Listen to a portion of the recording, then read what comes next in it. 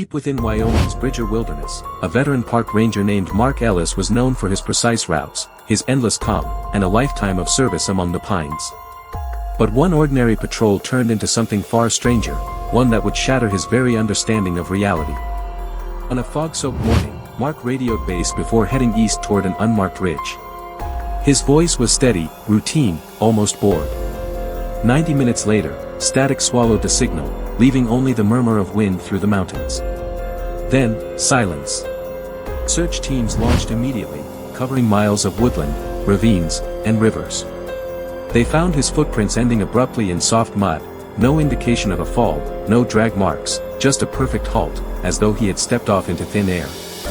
Veterans from the Ranger Corps said they had never seen anything like it. Trained dogs refused the trail, circling and whining before retreating toward base as if something invisible pushed them back. Whatever lay beyond that ridge, the animals wanted no part of it. As the first night fell, localized fog gathered low and thick, rolling in from nowhere. Radios malfunctioned, compasses spun aimlessly, and GPS trackers displayed coordinates that led rescuers in endless loops. It was as if the map itself refused to cooperate.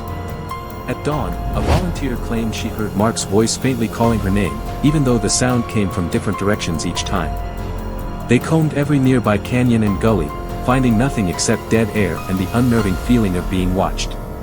Day 3 brought exhaustion, paranoia, and strange sensations reported by nearly every member of the search team. Watches ticked out of sync, flashlights flickered in perfect rhythm, and one ranger swore the trees themselves seemed to breathe. They suspended the search temporarily after an experienced climber fell into a shallow ravine that no one remembered being there the day before.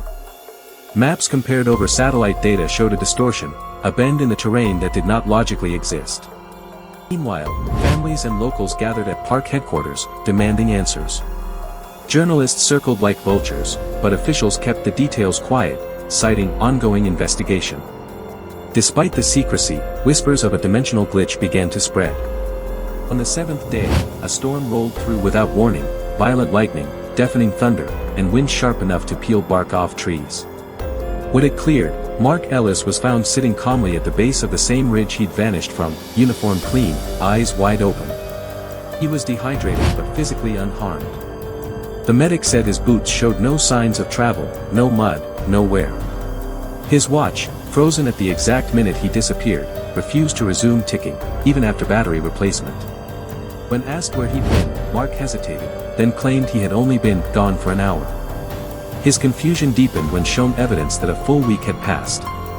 For him, the sun had barely moved. He described walking through the ridge fog, then entering a sudden corridor of silence, a tunnel where all sound collapsed. Unable to move forward or back, he heard whispers in a language that felt more like thought than speech. According to Mark, a blinding light emerged from nowhere, expanding and folding inward repeatedly like a living geometric shape. Then he found himself standing exactly where he started, yet the landscape subtly wrong, rocks rearranged, trees mirrored. Investigators dismissed his story as trauma-induced hallucination.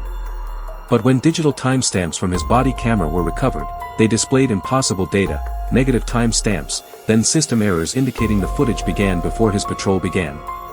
Experts from multiple federal departments analyzed the corrupted footage, but results stayed classified. Off the record, one technician leaked that frames displayed extraneous silhouettes, figures resembling Mark himself appearing twice within the same shot. People online speculated about time slips, wormholes, or parallel overlays of space. Others claimed it was a government cover-up of a top-secret temporal test gone catastrophically wrong. Over the following days, Mark began experiencing bizarre symptoms. Lights flickered when he entered rooms, digital clocks around him froze, and sometimes his reflection delayed a split second when he smiled. Psychologists evaluated him, diagnosing acute dissociation, but EEG monitoring revealed anomalies. His brainwave frequency shifted unpredictably between deep sleep and alertness even while awake.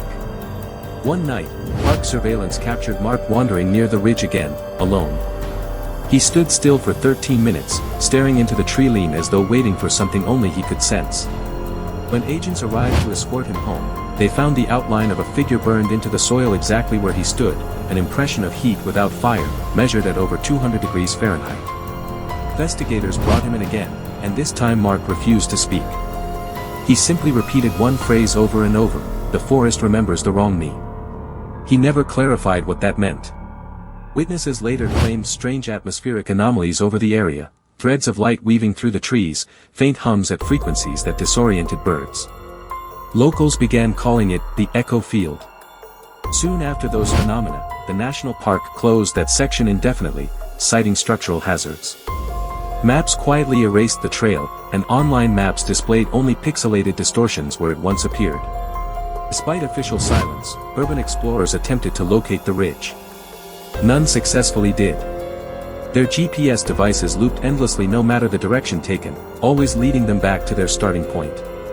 Months later, one of the rescuers who had searched for Mark vanished under eerily similar circumstances. His footprints again stopped mid-trail, leading many to speculate the phenomenon might be spreading. Mark now lived in isolation outside the park. He avoided technology and kept curtains drawn, claiming at night he saw flashes of movement, the same version of himself watching from the tree lean.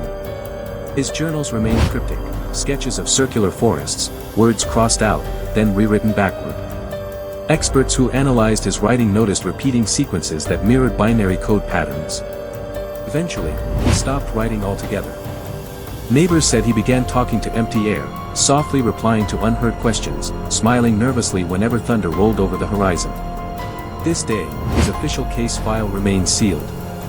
Freedom of Information requests yield only blank pages under temporal data anomalies. Scientists have debated whether Mark experienced a psychological break, an unknown environmental field, or something far stranger, a ripple of reality itself collapsing for just a moment. Whenever hikers report compass errors or shadows that move against light direction near that region, the old rangers say nothing. They merely whisper that the forest sometimes loses track of time. The park remains a destination for mystery seekers, but locals refuse to guide outsiders beyond the marked lines. Even the wind seems quieter there, hesitant, as though the land itself remembers what should have stayed forgotten. And somewhere beyond that forbidden ridge, under the same sky that Mark once vanished beneath, something waits, listening, learning, perhaps preparing for the next time the map misaligns with the world itself.